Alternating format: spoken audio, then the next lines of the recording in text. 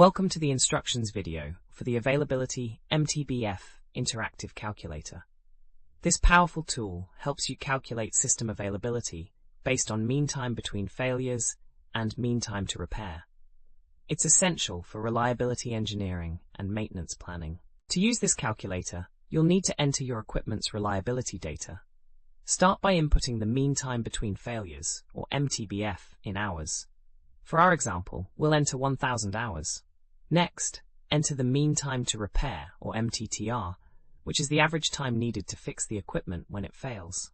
We'll use 10 hours for this example. The calculator uses the formula availability equals MTBF divided by MTBF plus MTTR. Once you click Calculate, you'll see the system availability percentage, which in our case would be approximately 99%. The results also show you the failure rate and expected annual downtime, helping you plan maintenance schedules effectively. We have thousands of other free engineering calculators on our website. Head over and check them out.